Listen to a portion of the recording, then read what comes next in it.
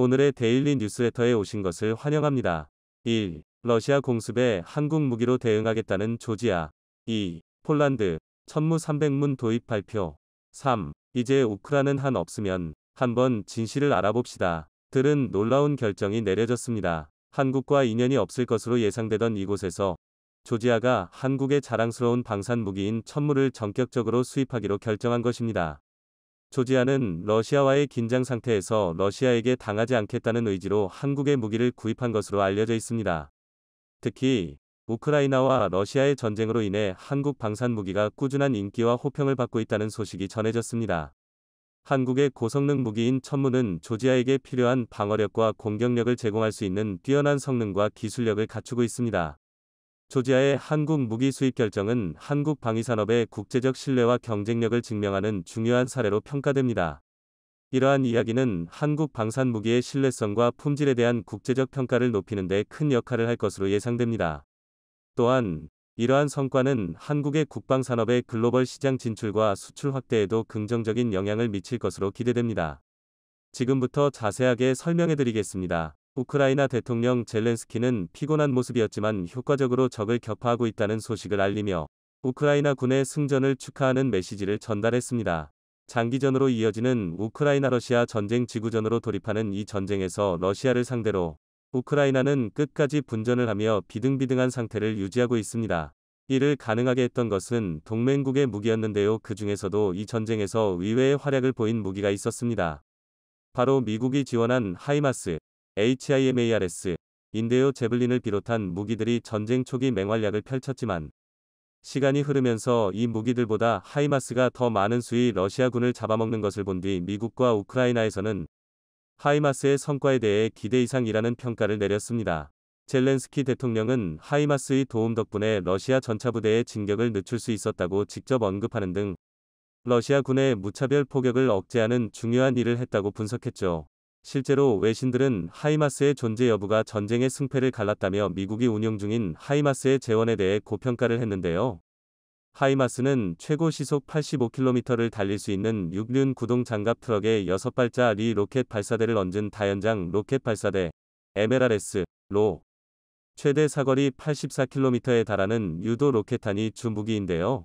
총 12대의 하이마스를 미군으로부터 인계받은 우크라이나 군은 동부 돈바스, 남부 헤르손, 북동부 하르키우 전선에 하이마스를 투입. 현재까지 밝혀진 것으로 총 200대가 넘는 러시아 전차가 하이마스에 의해 잿더미가 된 것으로 알려졌습니다.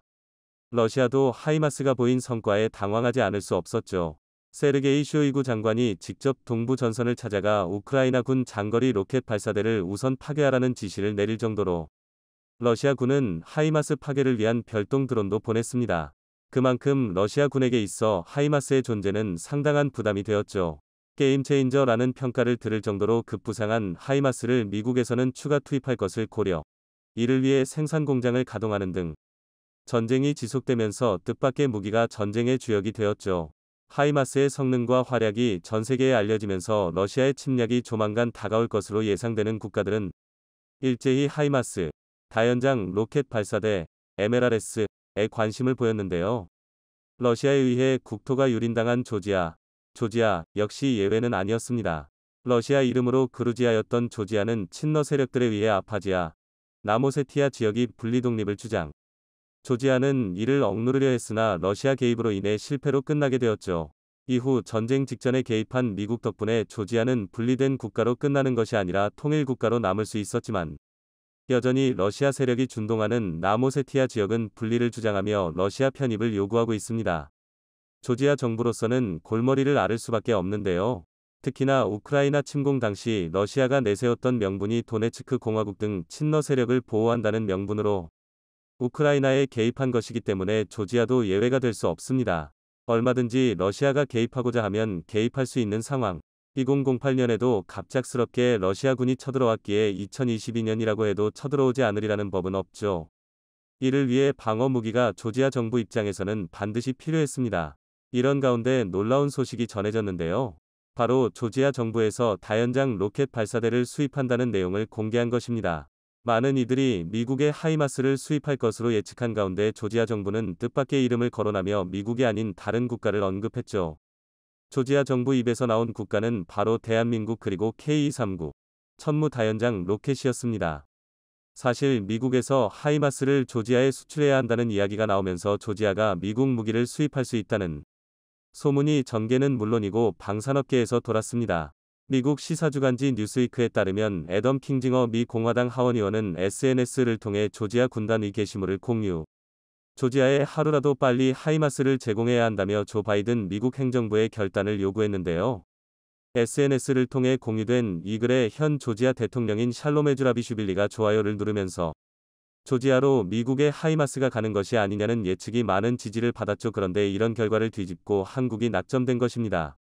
조지아의 무기 도입 소식은 글로벌 군사 전문 매체 아르마디니 노비니 ARMADNI NOVINY를 통해 공개되었는데요. 조지아 정부 관계자의 말을 인용해 한국의 다연장 로켓 수입을 검토일을 위해 조지아 정부는 하나디펜스 관계자와 만남을 가졌다고 밝혔습니다. 하루가 다르게 변하는 상황에서 조지아의 결정은 러시아의 기갑전차를 막기 위해 거의 유일한 선택에 가까웠다고 말하며 조지아 정부에서도 한국 방산 무기를 유심히 지켜보고 있었다고 하는데요. 조지아 국방부 장관 후안셔 버출라츠는 앞선 폴란드와의 무기 수출에서 확신을 가졌다고 말하며 엄청난 양의 무기 수입을 결정한 폴란드의 과감한 투자를 보면서 물량 확보를 위해 조지아 관료들 사이에서 서둘러야 한다는 공감대를 공유했다고 합니다. 우크라이나 전쟁에서 맹활약하고 있는 하이마스를 도입하는 것은 현재 조지아 경제 상황을 고려해봤을 때 문제가 있으며 미국이 지원하고 있는 하이마스는 우크라이나 전쟁에 우선 투입되어 향후 조지아가 하이마스를 받는 것은 시간이 걸린다고 분석했죠. 그렇기에 가장 빠르게 받을 수 있는 다연장 로켓 시스템이자 폴란드에서도 인정을 받은 한국의 무기를 선택할 수밖에 없었다고 합니다. 천무는 하이마스와 비교해 전혀 밀리지 않는 파괴력을 자랑할 뿐더러 가격은 훨씬 싸서 도입을 망설일 이유가 없었다고 하죠. 게다가 최근 국방과학연구소 가 K239 천무 다연장 로켓의 사거리를 크게 증가시키는 연구를 추진 중이라는 것이 밝혀지면서 천무 구입을 결정한 조지아는 최고의 선택을 한 것이 드러났습니다. 북한의 발전된 미사일 기술에 맞대응하기 위해 천무 개량에 나선 국방과학연구소는 초고속 추진 기술인 듀티드 로켓을 기존 천무 다연장 로켓에 적용하기로 결정했습니다. 말 그대로 로켓 엔진에 제트 엔진처럼 공기 흡입구를 추가한 것으로 흡입구가 달리면 로켓 연소 시간이 길어진다는 장점이 있는데요.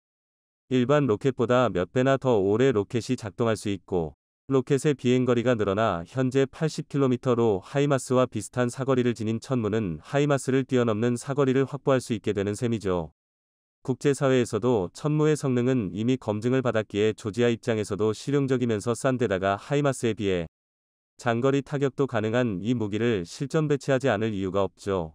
천무는 과거 UAE에서 도입을 논의할 정도로 강력한 화력을 지녔으며 최종 도입까진 가진 못했어도 한국 방산의 위험을 중동에 선보일 정도로 미국 하이마스를 위협할 정도의 대접을 받았습니다. UAE 도입의 자극을 받은 사우디에서도 천무 도입과 관련해 관계자가 하나디펜스 무기 시찰을 직접 경험하고 1조 원대의 무기 수입을 결정했을 때 천무 역시 도입 대상이 되었다는 소문이 있을 정도로 세계 무기 시장에서 인정받는 제품입니다. 미국 역시도 현재 물량 생산에 과부하가 걸리는 상황. 하이마스를 대신해 한국이 우수한 무기인 천무를 수출해준다면 부담을 덜 수 있기에 조지아의 천무 도입에 찬성을 보냈다고 하죠.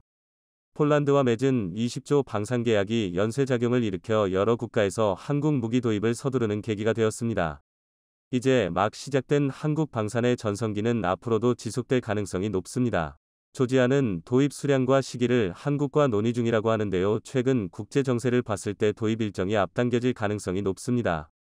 토니 블링컨 미 국무장관은 최근 언론과의 인터뷰 자리에서 2008년 조지아 침공 사실을 언급했는데요.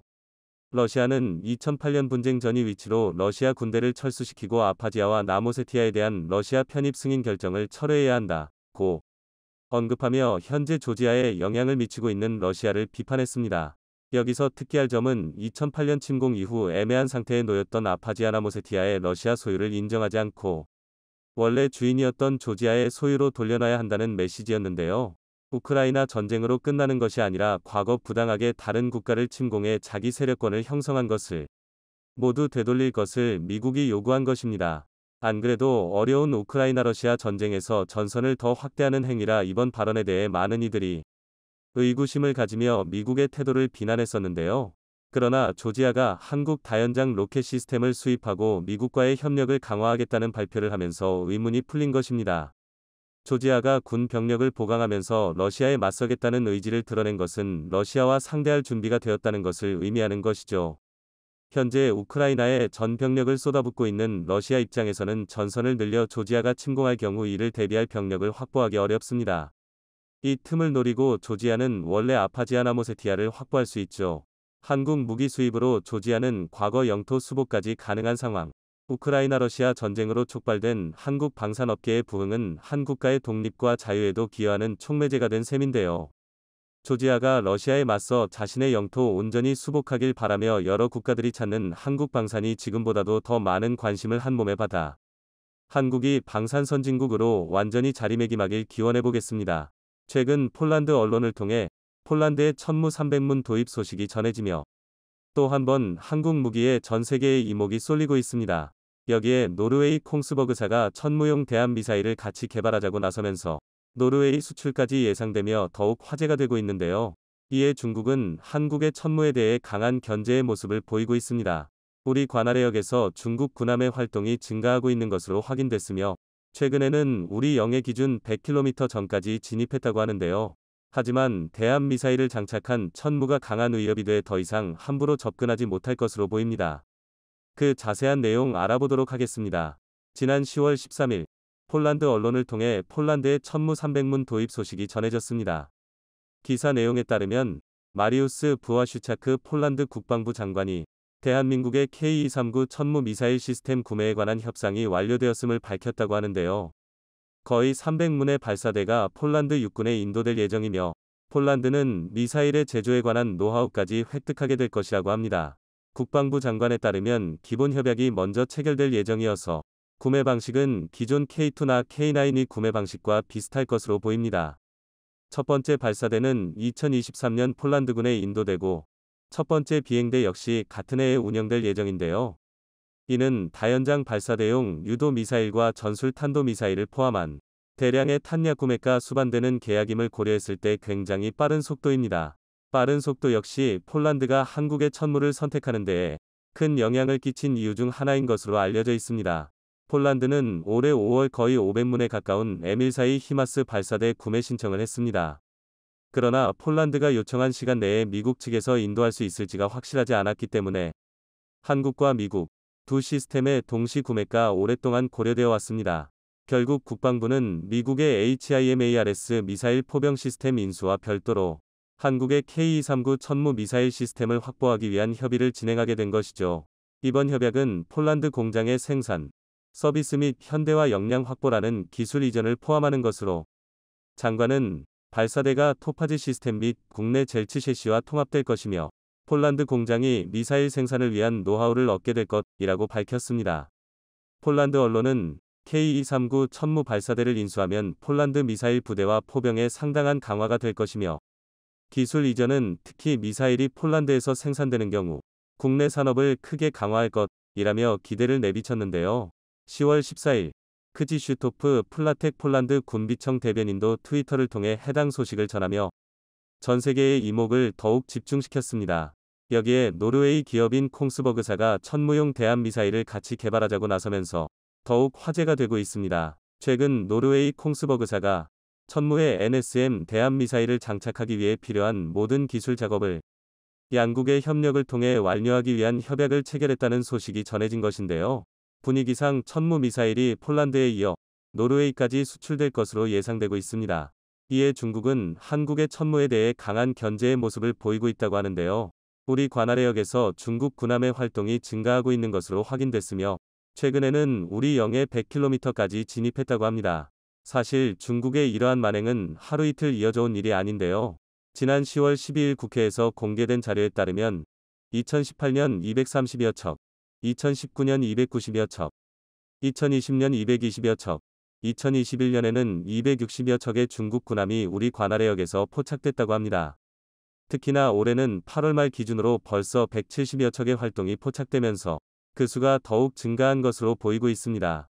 활동 해역은 남해가 동해와 서해 대비 가장 많은 것으로 파악됐으며 최근 2020년부터 2021년간 관할해역 내 중국 잠수함 등 4회 포착됐고, 올해는 벌써 3회 포착됐습니다. 우리 관할해역에서 중국 항공모함의 활동도 활발해지고 있어 긴장감이 더욱 고조되고 있는데요. 중국의 항공모함은 지난 2018년부터 2019년 우리 관할해역의 각 1회, 0의 기준으로 260km 떨어진 해상에서 활동했습니다. 또한 2020년에는 2회, 0의 기준으로 각 190km, 260km 떨어진 해상에서 활동했습니다. 지난해에는 1회였지만 0의 기준 100km까지 들어왔는데요. 올해는 상반기에만 3회였으며 0의 기준각 70km, 140km, 200km 떨어진 근거리 해상까지 진입하며 긴장감이 더욱 뒤졌습니다. 관할해역은 연안국이 주권적 권리 또는 배타적 관할권을 행사하는 해역을 의미합니다. 영해와 내수, 배타적 경제수역, EEZ, 대륙붕 등을 포함하는데요. 국제법적으로는 공해이나 외국군 함정이 진입하면 해군의 감시를 받게 됩니다. 군함뿐만 아니라 올해 중국 군용기들의 한국 방공식별구역 KADIZ 침범 횟수 역시 벌써 작년의 절반을 넘었습니다. 중국 공군의 한국 방공식별구역 무단 진입은 2019년 50여 회, 2020년 70여 회, 2021년 70여 회를 각각 기록했는데요. 올해 상반기에만 한국 방공식별구역을 40여 회 침범한 것으로 나타난 것입니다. 하지만 최근 대한미사일을 장착한 천무가 강한 위협이 되면서 그 분위기가 달라질 예정입니다. 이제 더 이상 중국 군함이 함부로 우리 영해에 접근하지 못할 것으로 예상되는데요. 이 와중에 중국 언론에서는 우크라이나를 도울 수 있는 무기로 한국의 천무를 소개하며 대서특필에 전 세계의 관심이 집중되었습니다. 해당 언론은 천무는 한국의 하나회사에서 개발한 통합 로켓 발사기로 한국의 GPS 유도 정밀 로켓 발사기 시스템이라고 소개하며 그 자세한 내용을 보도했는데요. 기사 내용을 토대로 우리의 자랑스러운 무기 천무에 대해 자세히 알아보도록 하겠습니다. 천무 로켓 발사기는 다양한 구경의 미사일을 발사할 수 있는 자주식 차륜형 다연장 발사기입니다. 2개의 미사일 컨테이너를 운반하며 2개의 발사 포드를 탑재하고 3가지 유형의 로켓을 수용할 수 있죠. 대한민국 국군에 도입됐던 구형 K136 구룡 로켓 발사기 체계를 대신해 도입됐는데요. 이전 K136 구룡 로켓 발사기에 20개의 130mm 무유도 로켓을 사용했으며 해당 로켓은 하나가 개발했고 사축 발사체는 하나디펜스가 개발했다고 합니다. 한국 국방부는 이를 미국의 M270 다연장 로켓 대체용으로 사용할 계획임을 밝혔으며 2014년부터 육군과 해병대에 도입됐습니다. 천무는 개념적으로 어스 M270 다연장 로켓 발사 시스템과 유사합니다. 다양한 구경의 로켓을 발사할 수 있는 차세대 포병 무기로 한 차량에 130mm 및 239mm 로켓을 모두 장착할 수 있으며 M270 다중 로켓과의 호환성을 위해 227mm 로켓도 발사할 수 있죠. 천무는 육군의 비핵, 전천후, 간접 활용 무기 시스템을 제공하여 전술 전장의 모든 곳에서 반격, 반공, 기갑 대형 및 기타 고가치 목표물과 교전할 수 있게 합니다. 다중 로켓의 주요 임무는 위협적인 화력 지원 및 전방지역 반공 목표물을 제압, 무력화 및 파괴하는 것인데요. 239mm 유도 로켓은 사거리 160km로 주로 벙커 파괴용으로 활용됩니다. 또한 사거리 300km 이상의 전술 미사일도 발사할 수 있죠. 한화에서 제조한 8x8 트럭을 기반으로 하며 해당 트럭에는 소형 무기와 포탄 파편으로부터 보호하기 위한 장갑 운전실이 있습니다. 전체 일제 사격은 운전실 제어 장치 또는 원격 제어 장치에서 직접 발사할 수 있는데요. 응답 시간이 빠르며 몇 분 안에 첫 번째 로켓을 발사할 수 있다고 합니다. 천무 로켓 발사기는 동일한 트럭을 사용하는 탄약 지원 차량과 연결되는데 이 차량은 4개의 로켓 포드를 실을 수 있으며 8x8 군용 트럭을 기반으로 하며 400마력 디젤 엔진으로 구동됩니다. 최대 시속 90km의 속도로 이동할 수 있으며 최대 항속거리는 800km라고 하죠. 또한 1.4m 도랑과 1.2m 수심의 장애물을 넘을 수 있습니다. 해당 언론은 천무의 문제점으로 유도탄이 비싸다는 점을 들었는데요. 그럼에도 불구하고 최근 아랍에미리트와 폴란드에서 이미 구매했다는 소식을 전했습니다. 또한 해당 언론은 구소련 시대의 군수공업 산업지였던 우크라이나가 이제 다른 나라의 손에 넘어갔으며 새로운 무기는 없고 모두 예전 것을 쓰고 있다고 지적했는데요. 그러한 우크라이나를 도울 수 있는 무기가 바로 우리 한국의 천무임을 소개하며 기사를 마무리했습니다. 해당 기사에 대한 중국 네티즌들의 반응은 뜨거웠습니다. 수많은 댓글이 달리며 갑론을박이 벌어졌는데요. 특히나 한국은 아시아의 빛, 일본은 상대적으로 계집애 같지라는 댓글에 계속해서 대댓글이 달리며 반응이 뜨거웠습니다. 또한 대한민국은 강하다, 한국 좋네, 훌륭하네, 모듈식 디자인이고 언제든지 탄약 교체 및 업그레이드가 용이해와 같이 한국의 무기를 칭찬하는 댓글도 많이 보였는데요. 이어서 중국군 장비도 우리의 생각보다 강력해. 맞아. 단지 우리가 잘 모르고 있을 뿐이야와 같이 중국의 무기를 옹호하는 댓글이 달리기도 했습니다. 또 다른 네티즌들은 현실은 그게 아니야. 왜 우리는 수출이 안 좋은데? 스스로 빨아줘도 아무 소용없어. 실전에 투입되어서 성능을 보여주고 인지도를 높여야 해라며 중국 무기에 대해 비판하는 의견을 제기하며 토론이 벌어졌습니다. 나날이 높아지는 한국 무기의 의상에 여전히 베일 아파하고 있는 사람들도 많지만 세계 곳곳에서 그 우수성을 인정받고 있는데요. 계속해서 발전하여 어느 누구도 넘보지 못할 방산 강국이 되길 바랍니다. 메이드 인 코리아 마크를 단 무기 체계가 우크라이나 전선에 등장했습니다. 그렇다고 대한민국이 우크라이나 전쟁에 직접 참여했다는 건 아닌데요. 국산이 맞긴 하지만 그렇다고 대한민국의 무기 체계다라고 콕 집어 말하기는 애매한 물건들이 전장에서 활약 중이기 때문입니다. 바로 상용차, SUV 같은 대한민국의 민간 차량입니다. 이 민간 차량은 방어나 수송 분야에서뿐만 아니라 공세에 직접 참여하면서 전장을 휘젓고 있는데요. 하지만 이렇게만 말씀드리면 기갑 장비도 아닌 일반 차량이 어떻게 전장에서 활약할 수 있는지 어리둥절하실 겁니다. 그래서 준비했습니다. 오늘은 우크라이나 전쟁을 통해 새롭게 부활한 현대전의 기병, 테크니컬에 대해 알려드리겠습니다. 국립국어원 표준국어대사전은 기병을 이렇게 정의하고 있는데요. 현대의 상식으로 기병은 머나먼 중세시대에나 활약하던 병과처럼 여겨집니다. 그런데 사실 기병 활약은 비교적 최근까지 계속되었습니다. 그것도 6월 25일 전쟁이 정식으로 기병이 활용된 마지막 전쟁이었습니다. 장철부 중령이 이끈 독립기관면대 소속 기병대는 북한의 전차를 막아 훌륭하게 지면전을 수행했는데요. 7월 금강 방어 작전 당시에는 기마 돌격으로 북한군의 포위망을 뚫어 전멸할 뻔한 미군 제63 포병대대 비중대 400여 명을 구해내기도 했습니다. 근대 전쟁까지는 기병대의 효과가 분명했다는 이야기인데요. 하지만 기병의 영광은 딱 근대 전쟁까지가 마지막이었습니다. 기병대가 아무리 강력하다 하더라도 피와 살로 이루어졌다는 것에는 변함이 없었고 끝없이 발전하는 기술 앞에서는 그 한계가 명확할 수밖에 없었는데요.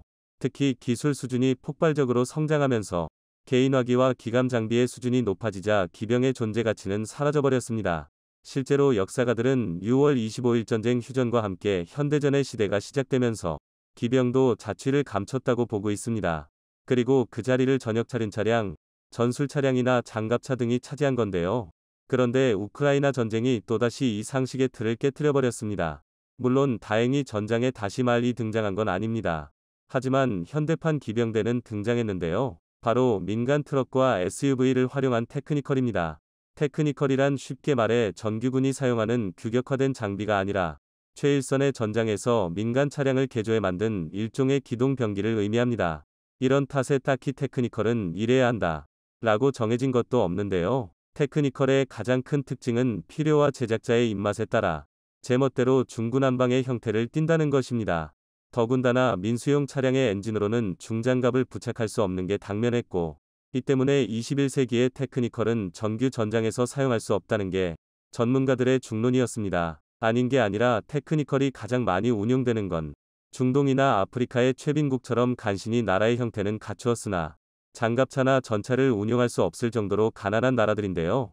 또는 정상적으로 무기체계를 수입할 수 없는 내전국의 반군이나 테러리스트들도 테크니컬을 주로 사용합니다. 이처럼 테크니컬은 지극히 제한적인 상황에서 임시변통으로 운용되는 장비, 즉 찜 대신 닭 같은 존재였는데요.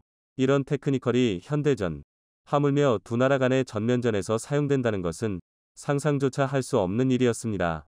그러나 우크라이나 전쟁은 또 한 번 인간의 상상력이 얼마나 빈약한지 증명하고 있습니다. 가장 거대한 현대전이 되고 있는 우크라이나 전쟁은 오히려 테크니컬의 천국으로 변해버렸는데요. 예상외로 전쟁이 길어지고 군축 기조의 병폐가 드러나면서 탄약이고 플랫폼이고 할 것 없이 바닥을 드러냈기 때문입니다. 또한 전선이 워낙 넓다 보니 규격화된 군용 차량만으로는 전선의 정찰 요구 수요를 제대로 감당할 수 없다는 것도 큰 이유인데요. 냉전 종료 이후 군의 절대적인 규모 자체를 줄이면서 그 빈자리를 소량의 초정밀 첨단 기술로 대체했기 때문에 물자 부족 현상이 더욱 가속화된 것입니다. 반면 민수용 차량은 군용 장갑 차량의 100분의 1에 불과한 저렴한 가격에다 부품 보급에도 용이합니다. 게다가 어떤 무기를 얻느냐에 따라 확장성 다양하다는 것도 큰 장점입니다. 또한 어차피 플랫폼은 민간 차량이기 때문에 따로 교육이나 훈련을 받지 않아도 즉시 운용이 가능한데요. 우크라이나군이나 러시아군 양측 모두 고질적인 장비 부족 문제를 겪고 있는 상황에서 이는 상당히 중요한 요소입니다. 실제로 테크니컬은 단순한 임시방편쯤으로 취급하기에는 아쉬울 만큼 높은 전과를 보이고 있습니다. 그리고 이 중에서도 가장 눈에 띄는 건 드론 방어 분야인데요.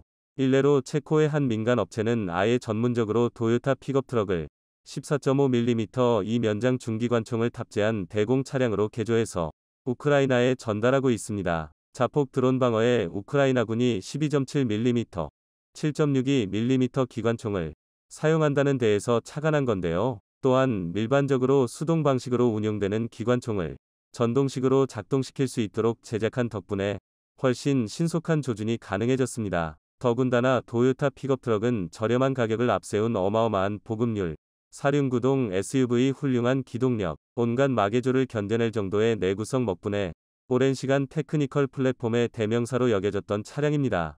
오죽하면 1986터부터 1987년에 걸쳐 발생한 리비아 차드 간의 분쟁에서는 도요타 테크니컬이 하도 많이 사용되어서 아예 도요타 전쟁이라는 별명이 더 유명할 정도입니다. 이 도요타 전쟁에서 차드군은 도요타 테크니컬의 빠른 기동력을 이용한 게릴라 전술로 리비아 기계화 부대를 상대했는데요. 심지어 당시 리비아군은 풍부한 오일머니를 이용해 소련제 전차와 장갑차로 완전히 무장한 상태였습니다. 상식적으로만 본다면 양적으로 보나 질적으로 보나 리비아가 절대 질 수 없는 싸움이었는데요. 그런데 정작 전투가 끝난 뒤 나타난 결과는 경악 그 자체였습니다. 약 9만 명에 육박하는 대군을 투입한 리비아가 사상자만 10,000명의 기갑 장비는 무려 1000여 대를 파괴당한 것과 반대로 차드군의 사상자는 1000여 명에 불과했던 것입니다. 또 1987년 분쟁 마지막쯤에는 차드군 테크니컬 부대가 국경선 인근 리비아 공군기지를 급습해서 해당 기지의 모든 전투기를 박살내기도 했는데요. 여기서 끝이 아닙니다. 리비아 차드 간의 분쟁만 보면 리비아군의 실력이 형편없었던 것 같지만 미군조차 테크니컬에 당한 적이 있습니다. 지난 1991년 발생한 소말리아 내전의 경우 반군을 진압하기 위해 모가디슈 지역으로 진입한 미군 특수부대가 오히려 소말리아 반군의 테크니컬 장비에 패배해 후퇴하는 초유의 사태가 벌어졌는데요. 복잡한 시가지와 테크니컬 특유의 재빠른 기동력이 어우러진 게릴라 전술에 미군의 피해가 누적되었기 때문이었습니다. 이처럼 테크니컬은 어떻게 사용하느냐에 따라 때로는 기감 장비를 능가하는 전력이 될 수 있는데요. 실제로 현재 우크라이나 전선에서는 앞서 말한 대공 차량 이외에도 아예 공격용으로 개조한 테크니컬들이 다수 복격되고 있습니다. 11일내로 57mm 건트럭이 대표적인데요. 특별한 명칭조차 붙여지지 않은 이 테크니컬은 이름 그대로 57mm 대공포를 군용 트럭에 그대로 올려놓은 차량입니다. 155mm, 105mm 등 대구경 포탄이 바닥을 보이면서 치장물자 창고에 처박혀 있던 1940년부터 1950년대에 운용하던 구형 곡사포까지 꺼내온 건데요. 이가 없으면 잇몸이라고 버릴 수는 없어서 재고로 치장해놨던 무기체계라 그나마 포탄 보유량이 널널한 게 가장 큰 장점입니다.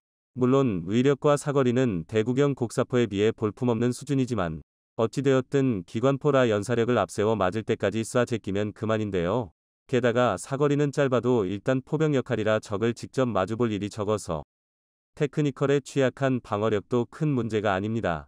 또 아무리 57mm 밖에 안 된다 하더라도 밀단 맞추기만 하면 웬만한 장감차까지는 충분히 격파할 수 있으니 일례로 우크라이나군이 운용하는 소련제 S6057mm 대공포는 1km를 기준으로 96mm 위 아변 균질 간판까지 관통할 수 있습니다. 이는 러시아군의 주력 장갑차인 BTR-82 정면 장갑 방호력 12mm를 아득히 웃도는 관통력인 만큼 충분히 위력적입니다. 우크라이나군은 아예 구축전차를 부활시켜버렸는데요. 바로 MTLB 수륙량용 병력 수송 장갑차에 MT-12 100mm 대전차포를 얹어버린 것입니다. 사실 이쯤 되면 테크니컬이라 부르는 것도 민망한데요. 그도 그럴 게 앞서 말씀드린 것처럼 테크니컬은 어디까지나 상용차를 개조해서 만든 무기 체계를 의미합니다. 그러나 MTLB 구축 전차는 플랫폼부터가 장감 차이니 궤가 다르다고 할 수밖에 없는데요. 테크니컬의 가장 큰 단점으로 꼽히던 방호력을 장갑차의 차체로 극복했을 뿐만 아니라 고화력의 100mm 대전차포를 탑재해서 현용 중민 러시아군의 거의 모든 전차를 제압할 수 있습니다. 서방 지원 전차들이 우크라이나에 속속 도착하는 이때 한 대의 전차라도 아쉬운 러시아군 입장에서는 상당히 치명적인데요. 이처럼 테크니컬은 상황에 따라 능동적으로 잔비를 조달할 수 있다는 점이 핵심입니다. 그리고 무엇보다 우크라이나 입장에서 테크니컬은 외교적 부담이 상당히 적습니다. 어디까지나 기반이 되는 민간 차량은 애초에 살상 무기로 취급되지 않아서 지원국으로서 러시아 눈치를 보지 않아도 되는데요. 단적으로 대한민국 또한 지난 2022년 우크라이나에 100여 대에 달하는 SUV를 지원했습니다. 그것도 우크라이나가 차량의 종류까지 지목했던 건데요. 해당 차량이 이동용은 물론이거니와 테크니컬로 사용되리란 것은 불보듯 뻔한 일입니다. 특히 대한민국의 차량은 1990년대 이후 중동의 내전이 격화되고 차량에 탑재하는 화기의 종류가 점점 무거워지면서 암시장에서 도요타 픽업 트럭을 대체해버렸습니다. 성능은 둘째치고서라도 압도적인 내구성 덕분에 테크니컬 개조에 최적화되었던 것입니다. 특히 포터와 봉고, 마이티 등으로 대표되는 국산 화물 트럭은 지금도 중고차 시장에서 중동 딜러들의 싹쓸이 품목 1위입니다. 대한민국의 도로, 업무 환경상 과적이 불가피한 상황이 잦다 보니 표기된 무게보다 최고 3배까지 버틸 수 있을 만큼 차체 프레임이 튼튼하게 만들어졌기 때문입니다.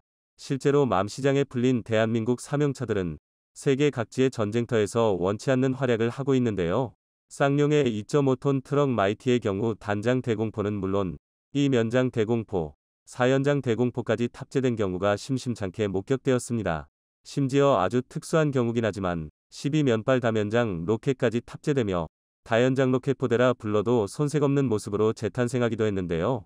비교적 적재 중량이 적은 봉고도 상황은 별반 다르지 않습니다. 일반 병력을 수송하는 수송 차량에서부터 7.62mm 기관총과 37mm 대공기관포, 심지어 75mm 대공포까지 탑재되며 반군과 정규군 가리지 않고 테크니컬 플랫폼으로 운용되고 있습니다. 의도치 않았지만 대한민국의 기술력이 멍뚱한 데서 증명되고 있는 셈인데요. 이처럼 입맛이 쓴 자랑거리보다는 화려하게 꾸며진 자동차 전시장에서 대한민국 차량이 우크라이나 땅을 밟길 바라겠습니다.